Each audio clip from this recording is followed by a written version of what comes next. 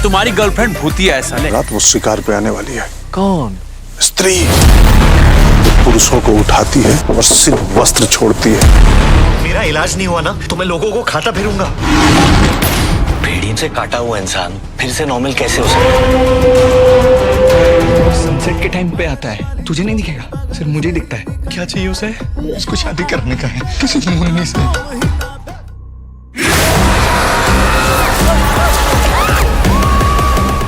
आज से जस्ट एक डिकेड तो छोड़ो, 5-6 साल पहले तक मूवी यूनिवर्स क्रिएट करने में इंडियन मूवी मेकर्स को बिल्कुल भी इंटरेस्ट नहीं था। फिर 2019 में आई एवेंजर्स एंड वॉर, जिसने इंडियन फिल्म मेकर्स को कहा कि उठो लालव आंखें खोलो। इस फिल्म की फेनोमेनल सक्सेस से हमारे इंडियन सिनेमा के मेकर्स भी नींद से जागे और यूनिवर्स बनाने की होड़ स्टार्ट हो गई। इवन रोहित शेट्टी जैसे डायरेक्टर ने भी भारती जी के पॉडकास्ट पे कन्फेस किया कि कॉप यूनिवर्स बनाना उनके प्लान में था ही नहीं। ये भी देखो ना, एक्सीडेंटली था। हमने सिम्बा बनाना शुरू की, सिम्बा में मैंने ऐसा लिख दिया कि अभी एवेंजर वगैरह हो रहा है, मतलब बड़े लेवल पर हो रहा है, मैंने ऐसा ट्राई करेंगे हम लोग भी। तो फिर ये था कि अगर सिम्बा नहीं चली, एक थॉट वो भी रखना चाहिए ना कि अगर ये फिल्म नहीं चली तो फिर जो अजय देवगन सिंघम आ रहा है वो भी गया। साउथ से जहां एलसीयू, केजीएफ जैसे big budget and mind blowing universe निकल के आई, तो वही बॉलीवुड में एक तरफ वाईआरएफ की स्पाई यूनिवर्स तो दूसरी तरफ रोहित शेट्टी अपनी कॉप यूनिवर्स को लेकर भिड़ गए। रोहित शेट्टी ने कहा कि हमारी यूनिवर्स इंडिया की सबसे बेस्ट यूनिवर्स में से एक है। तो वाईआरएफ वाले आदित्य चोपड़ा ने वासेपुर की पीयूष मिश्रा के अंदाज में यूनिवर्स बनाने को लेकर हम फर्स्ट का नारा लगाने लगे।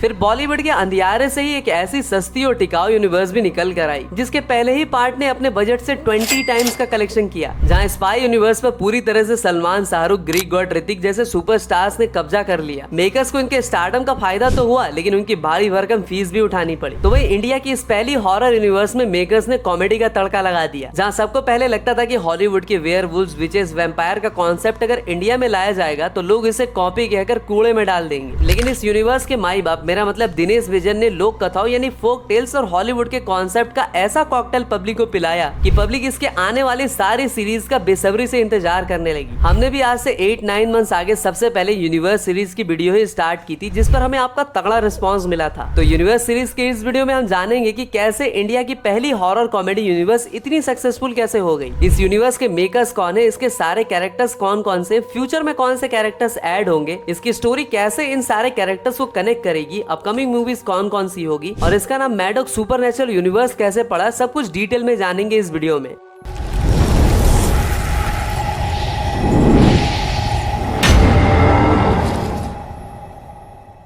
बॉलीवुड की एक सक्सेसफुल यूनिवर्स बनाने के लिए जहां कॉप यूनिवर्स को एक फिल्म पर 150-200 करोड़ फूकने पड़े, तो वहीं स्पाई यूनिवर्स की टाइगर 3 जैसी एवरेज फिल्म की बजट ही 300 करोड़ थी। लेकिन मैडॉक सुपरनैचुरल यूनिवर्स की 4 फिल्मों की टोटल बजट 120 करोड़ थी और इनका कलेक्शन 380 करोड़। तो इस वीडियो को भी हमने 3 पार्ट्स में सेग्रीगेट किया है। फर्स्ट, हॉरर कॉमेडी यूनिवर्स के माई बाप दिनेश विजन कौन है और कैसे उन्होंने इतने कम बजट में एक सक्सेसफुल यूनिवर्स बना डाली। सेकंड, हॉरर कॉमेडी यूनिवर्स की शुरुआत कैसे हुई, इस यूनिवर्स के सारे कैरेक्टर का एक दूसरे से क्या कनेक्शन है। एंड थर्ड, HCU की और कौन कौन सी फिल्में आने वाली है। So who is Dinesh vision and how he created HCU।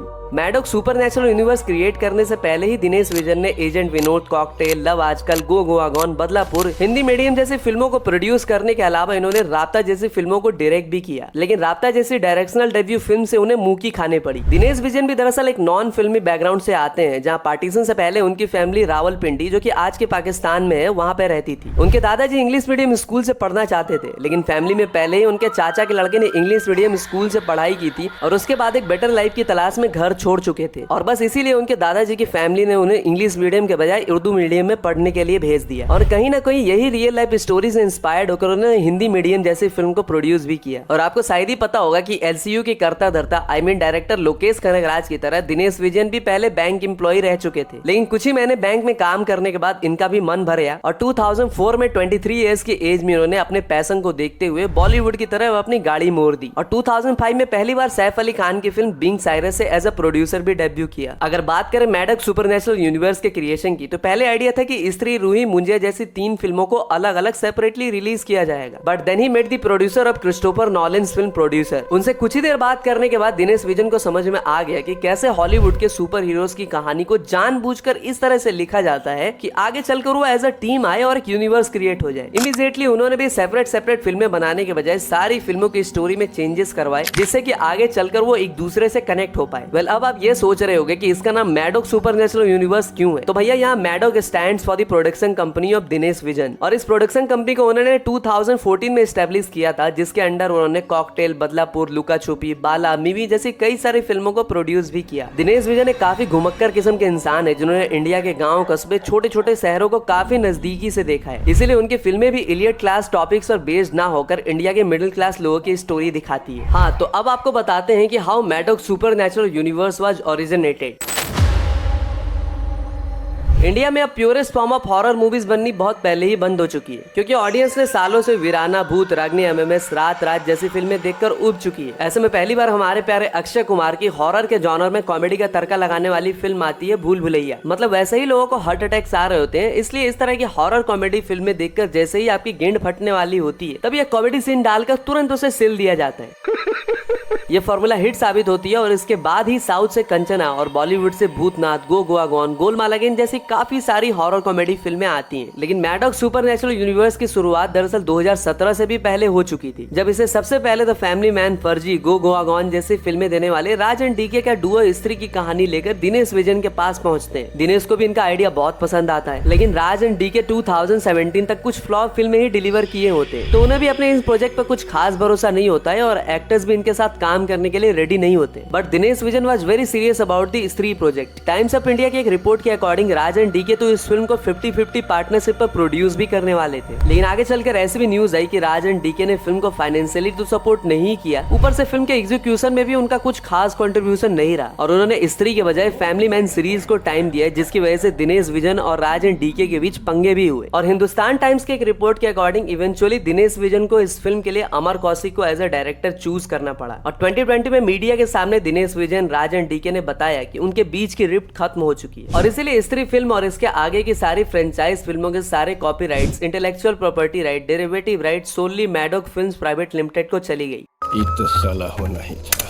So universe के सारे कैरेक्टर्स और इसके फ्यूचर की कहानी को आपको डिटेल में समझाने के लिए फटाफट आपको स्त्री की कहानी एक बार रिवाइंड कर देते हैं। हाँ, तो फिल्म की कहानी शुरू होती है चंदेरी नाम के एक शहर से, जहाँ हर कोई अपने घर के बाहर स्टिक नो बिल्स के बजाय वो स्त्री कल आना लिखवाता है। मतलब बेचारों के घर की स्त्री के साथ साथ बाहर वाली स्त्री से भी फटी पड़ी रहती है। अरे मत बता रहे हो। स्त्री दरअसल साल के 4 दिन चंदेरी की एक पूजा के दौरान आती है और बड़ी सेक्सी आवाज में मर्दों को उनका नाम लेकर बुलाती है। जो पलटता है वो उसे हमेशा के लिए पलटा देती है। मतलब पूरे शहर वाले समझ चुके होते हैं कि बुलाती है मगर जाने का नहीं। इस गांव की प्रथा थोड़ी सी उल्टी होती है, जहां औरतों के बजाय पुरुषों को सलाह दी जाती है कि भैया 10 बजे के बाद बाहर नहीं घूमना, वरना स्त्री उठा ले जाएगी, वो भी नंगा करके। क्योंकि स्त्री जिसे भी पकड़ती है वो उसके कपड़े छोड़ देती है और उसके बाद वो क्या करती है वो किसी को नहीं पता चलता। ये राज भी उसी के साथ चला गया सर। चंदेरी का एक लड़का विकी यानी राजकुमार राव, जो कि एक टेलर चलाता है, उसे एक बहुत ही खूबसूरत मिस्टीरियस लड़की मिलने आती है और वो उसे लहंगा सिलने के लिए भी कहती है। अपने विकी भाई उसके प्यार में ऐसे पागल हो जाते हैं कि उसे छिपकली की पूंछ, सफेद बिल्ली का फर, धतूरे का फूल, मीट, ब्रांडी जैसी अजीब गरीब चीजें खरीदने में भी उसकी मदद करते हैं। मतलब बाबू सोना करके पूरा जादू टोना का काम करवाती है वो लड़की, और फिर चिन टपाक डमडम करके गायब भी हो जाती है। विकी के दोस्त बिट्टू यानी अपने अपार शक्ति खुराना उसे समझाते हैं कि उसके ख्यालों की मलिका ही स्त्री है, और उसे सावधान रहने को भी कहते हैं, क्योंकि विकी और बिट्टू का एक और दोस्त जाना को भी स्त्री ऑलरेडी अगवा कर चुकी होती है। इसलिए ये लोग मिलकर शहर के लाइब्रेरियन रुद्रा भैया यानी पंकज त्रिपाठी के पास पहुंच जाते हैं। वो इन्हें चंदेरी पुराण नाम की फटी पुरानी किताब देते हैं, जिसमें स्त्री की पूरी कहानी बताई गई होती है। बस रुद्रा भैया, विकी और बिट्टू मिलकर पुराने किले पर चले जाते हैं, जहाँ पर स्त्री रहती है। स्त्री रुद्रा और बिट्टू को भगा देती है और विकी यानी राजकुमार राव पर अटैक करने ही वाली होती है कि उसे उसकी आंखों में लव एंड रिस्पेक्ट दिखता है। प्यार की भूखी स्त्री उसे मार नहीं पाती, तभी वो बिना नाम वाली विकी की गर्लफ्रेंड एजेंट चिन टपाक डमडम का जादू करके स्त्री को भगा देती है और वो अननोन लड़की यानी श्रद्धा का कैरेक्टर उन्हें बताता है कि वो पिछले 3 साल से स्त्री का पीछा कर रही है क्योंकि उसने कोई अपना खोया है और इसलिए वो सिर्फ पूजा के दौरान ही आती है। इससे सबका शक उस अननोन लड़की से हट जाता है। फिर विकी, रुद्रा, बिट्टू और वो बिना नाम वाली लड़की चंदेरी पुराण के असली लेखक यानी शास्त्री से मिलने जाते हैं। शास्त्री उन्हें बताते हैं कि स्त्री एक बहुत ही गॉर्जियस वेश्या थी जिसके शहर वालों ने उससे शादी के रात ही उसे मार दिया था और तभी से वो गांव वालों को एक एक करके फुकट में टपकाते जा रही है। शास्त्री उन्हें एक सेवियर के बारे में बताते हैं जिसके 36 के 36 गुण विकी यानी अपने राजकुमार राव के कैरेक्टर से मिलते हैं। शास्त्री बतलाते हैं कि वो सेवियर भी एक प्रोस्टिट्यूट यानी वैश्या का बेटा ही होगा। तभी विकी के दोस्त उसे असली सच्चाई बता देते हैं कि वो भी एक वैश्या का ही बेटा है। वो दारू पीकर अपने बाप से भिड़ जाता है और उसे सब कुछ सच सच पता चल जाता है। जहाँ सारे लोग मिलकर स्त्री को मारना चाहते थे तभी विकी कहता है कि वो सिर्फ सम्मान चाहती है और वो अननोन लड़की उसे बताती है कि उसकी शक्तियाँ उसकी चोटियों में है और अगर उसकी चोटी काट दी जाए तो वो स्त्री भी गायब हो जाएगी। और ठीक वैसा ही होता भी है, चोटी कटते ही स्त्री गायब हो जाती है। फिर अगले ही दिन वो अननोन लड़की शहर छोड़ देती है और विकी उसे अलविदा तो कहने जाता है लेकिन अगेन उसका नाम पूछना भूल जाता है और गायब होने से पहले वो लड़की स्त्री की चोटी अपने बालों में लगा लेती है। यहाँ पर काफी सारे सवाल पैदा होते हैं कि क्या श्रद्धा का कैरेक्टर ही स्त्री है या फिर उसे स्त्री की शक्तियाँ चाहिए थी। अगले साल स्त्री जब पूजा के टाइम पर चंदेरी वापस आती है तो अपना बड़ा सा स्टैच्यू और इतना बड़ा सम्मान देकर वापस मुड़ जाती है। दरअसल इस फिल्म की स्टोरी भी अपने साउथ इंडिया की एक रियल स्टोरी से काफी मिलती जुलती है, जहाँ कर्नाटक के कुछ एरिया में अफवाह फैल जाती है कि वहाँ रात को चुड़ैल घूमती है, इसीलिए लोग अपने घर के बाहर नालेबा लिख देते हैं जिसका मतलब होता है कल आना। और आज भी 1 अप्रैल को वहाँ नालेबा डे मनाया जाता है। इवन स्त्री की शूटिंग के टाइम पर राजकुमार राव को भी कुछ पैरानॉर्मल एक्टिविटीज फील हुई थी। और जैसा कि आपको पता ही होगा कि स्त्री 2 15 अगस्त को आ रही है तो मीडिया ने फिल्म के डायरेक्टर अमर कौशिक से जब इसके बारे में पूछा कि भैया जी अपने 6 साल लगा दिए दूसरा पार्ट लाने में, कहीं आपको भी स्त्री ने उठा तो नहीं लिया था? वो ये था कि हमको परफेक्ट कहानी चाहिए, परफेक्ट स्क्रीन प्ले चाहिए, वही मतलब ह्यूमर से लेके हॉरर से लेके everything should go 1 notch up 2 notch up. तो उसमें ही टाइम लगाया उसके बीच में और यूनिवर्स भी गढ़ रहा था साथ साथ में। हमने जो लिखी है तो उसको उसके साथ आगे क्या होगा, उसके पीछे क्या होगा, ये कहानी कैसे जुड़ेगी, तो बहुत चीज़ें करने में हमको टाइम लगा। तो और वैसे तो स्त्री को हम सब ने याद किया लेकिन राव साहब ने कुछ अलग ही अंदाज में उन्हें याद किया। मुझे एक बात बताओ, इन्होंने मुझे बोला था कि दिल से याद करना मैं आ जाऊंगी, है ना, पार्ट 1 में 6 साल लगा दिए। मैंने कितना दिल से हाथ से मतलब दिल से याद किया इनको। प्यारी समझ गई। और इस अपार सफलता के बाद ही मेकर्स ने जल्दी में या फिर सस्ते ने से करके एक फिल्म बनाई रूह अफ़ज़ा। क्या हुआ, कानों पर विश्वास नहीं हुआ कि ये कौन सी फिल्म है? तो ये वही फिल्म है जिसमें जानवी अमानवीय घटनाएं करते हुए पकड़ी जाती है। अरे मैं रूही की बात कर रहा हूँ। फिल्म का नाम पहले रूह अफ़ज़ा रखा जाता है, फिर रूही अफ़ज़ा और फाइनली रूही। मतलब क्या ही दिक्कत थी, 2-4 नाम और भी ट्राई कर लेने थे ना, जैसे Roohi butterscotch, Roohi vanilla, Roohi kulfi. आपने अगर ये फिल्म देखी है और आज आप सही सलामत ये वीडियो देख रहे हो तो आप उन 5% लगे लोगों में से आते हो जो इस फिल्म को सरवाइव कर पाए थे। नहीं, इसका कारण फिल्म का हॉरर होना बिल्कुल भी नहीं था, बल्कि इसका असली रीजन था क्रिंज डायलॉग, सस्ती 2 रुपीस कॉमेडी और फिल्म को च्युइंगम से भी लंबा खींचने वाली स्टोरी। इंडियन एक्सप्रेस वालों ने तो इसे one of the worst film of 2021 भी बता दिया था। फिल्म में राजकुमार राव भड़वा पांडे कैरेक्टर में होते हैं तो जानवी कपूर होती है रूही एंड अफ़ज़ा दोनों का लाल लाल शरबत।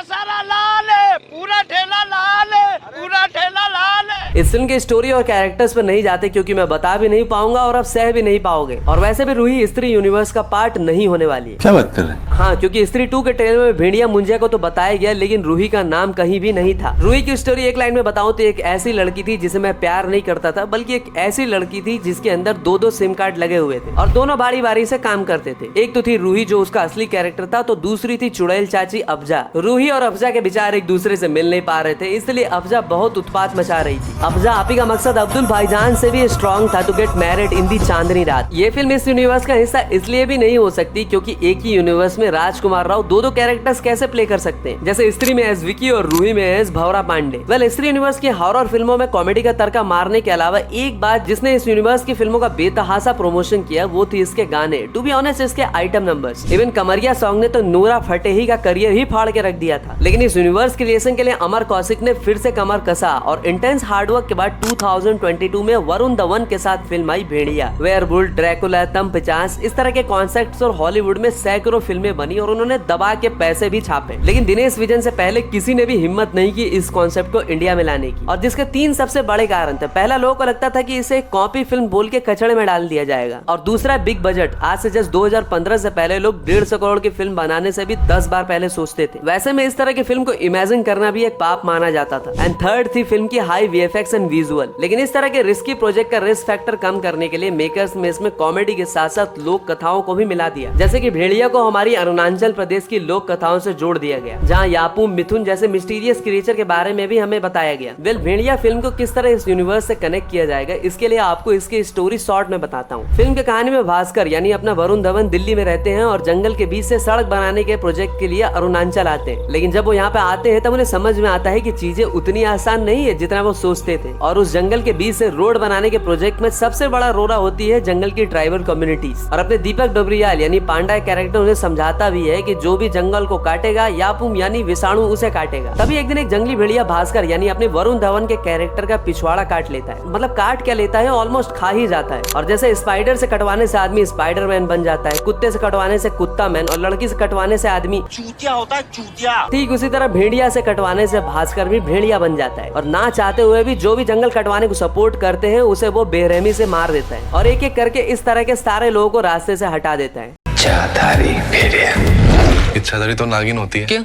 सिर्फ नागिन के पास लाइसेंस है क्या इच्छाधारी होने का? खुद पे कंट्रोल खो चुका भास्कर ऑलमोस्ट पागलों जैसा बिहेव करने लगता है। तभी उसके दोस्त मिलकर उसे एक 120 साल से जिंदा बाबा के पास ले जाते हैं और वहाँ उसे पता चलता है कि अगर वही भेड़िया जिसने तुम्हारा पिछवाड़ा खाया था, अगर वो तुम्हें फिर से काट लेता है तो तुम नॉर्मल हो सकते हो। फिल्म के आखिर में पता चलता है कि फिल्म की हीरोइन यानी अपनी कीर्ति सेनन, जो कि खुद को जानवरों का डॉक्टर बताती थी, वही भेड़िया होती है, जो कि सालों से जंगल की रक्षा कर रही होती है और भास्कर को भी वही मारने वाली होती है। लेकिन उसके दोस्तों की वजह से वो उसे सिर्फ काट पाती है। भास्कर को भी रियलाइज होता है कि जंगल के बीच से सड़क बनाना उसकी कितनी बड़ी गलती थी। और जैसा कि हॉरर कॉमेडी यूनिवर्स की फिल्मों में कभी भी हैप्पी एंडिंग नहीं होती, उसी तरह लोगों से लड़ते भिड़ती अपनी मादा भेड़िया यानी कीर्ति सेनन का कैरेक्टर मारा जाता है और जंगल की रखवाली की जिम्मेदारी भास्कर पर आ जाती है। मतलब भक्षक ही रक्षक बन जाता है। कलेक्शन के मामले में भले ही 60 करोड़ की फिल्म में 90 करोड़ ही कमाए हो, लेकिन ये फिल्म हमें काफी सारे लेसन देकर जाती है और सेंसिटिव मुद्दों पर बात भी करती है। जैसे फिल्म का वो डायलॉग प्रकृति ही प्रगति है, तो दूसरा नॉर्थ ईस्ट के लोगों के साथ होने वाले डिस्क्रिमिनेशन यानी भेदभाव को भी दिखाती है कि कैसे हम में से कुछ लोग उन्हें भारत का हिस्सा नहीं मानते, उन्हें चिंग चोंग, चाउमीन चाउमीन, कोरोना कह के बुलाते हैं। और आपको शायद ही पता होगा कि इस फिल्म के 70% कास्ट अरुणाचल प्रदेश से ही आते हैं और फिल्म की 80% शूटिंग भी वहीं हुई थी। वेल, भेड़िया फिल्म को यूनिवर्स से कनेक्ट करने के लिए पहले ही अभिषेक बनर्जी यानी जन्ना के कैरेक्टर को भास्कर यानी वरुण धवन का भी म्यूचुअल फ्रेंड दिखाया जाता है। और फिल्म के लास्ट में स्त्री के कैरेक्टर्स यानी जन्ना के पुराने दोस्त बिट्टू और विकी भी उससे मिलने आते हैं। भेड़िया में लेजेंड अरिजीत सिंह का गाना अपना बना ले was another good reason for the promo of the film. और इसके बाद 2024 में इस यूनिवर्स की अब तक की सबसे यूनिक, परफेक्टली पोर्ट्रेट और बिल्कुल ही नई एक्टर एक्ट्रेसेस को लेकर फिल्म आती है मुंजिया। फिल्म का प्रमोशन भी किसी भी खलीफा पे चढ़ के नहीं किया जाता है और पेड क्रिटिक्स को पैसे नहीं मिलते समोसा खाने का, फिर भी लोगों के वर्ड ऑफ माउथ काम करती है और फिल्म धीरे धीरे बहुत अच्छा कलेक्शन कर ले। अब की बार ये फिल्म महाराष्ट्र के कोंकण बेस्ड लोक कथाओं पर आधारित होती है, जहाँ में मुंजिया की अधूरी प्रेम कहानी की स्टोरी दिखाई जाती है। ऐसा माना जाता है कि किसी भी ब्राह्मण कुल में पैदा हुआ बच्चा अगर मुंडन के 10 दिनों के भीतर मारा जाता है तो वह ब्रह्म राक्षस या मुंजिया बन जाता है। मुंजिया की स्टोरी भी कुछ इसी तरह की होती है और उसे उसके सामने वाली खिड़की में रहती अपनी से काफी बड़ी लड़की से प्यार हो जाता है। तो छोटी चाबी से बड़ा ताला खोलना चाहता है अपना गोटिया या फिर मुंजिया, लेकिन उस लड़की की शादी हो जाती है। लेकिन अपना गोटिया कहाँ मानने वाला होता है, तो अपने मुंडन के जस्ट बाद ही काला जादू करके उस लड़की से शादी करने के लिए अपने ही बहन की बलि देने वाला होता है। गेम थोड़ा उल्टा पड़ जाता है और गोटिया ही मारा जाता है और मुंजिया बन जाता है। फिर हमें ऐसा बताया जाता है कि मुंजिया अपने ही किसी डिसेंडेंट यानी वंश के किसी को बस में करके अपनी शादी करने की कामना को पूरा करेगा और सिर्फ उन्हीं लोगों को भी दिखाई ही देगा। ऐसा ही होता भी है, लेकिन मुंजिया जिस मुन्नी से शादी करना चाहता था वो मुन्नी अब बुढ़ी हो चुकी होती है, तो मुंजिया का इंटरेस्ट उसी की ग्रैंड डॉटर यानी बेला की तरफ शिफ्ट हो जाता है। लेकिन फिल्म के क्लाइमेक्स में मुंजिया को उसी के तंत्र में फंसाकर फिर से उसी पेड़ से बांध दिया जाता है। अगर आपने अब तक ये फिल्म नहीं देखी तो भाई जाकर जरूर देख लेना। फिल्म में गॉर्जियस सर्वरी जिसे देखकर मैं भी पिघल गया।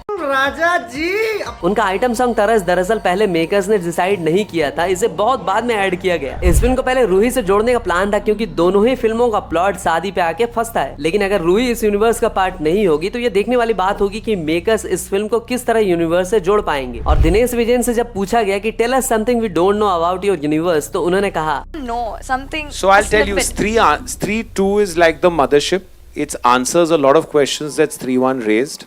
It also tells you what the connections are.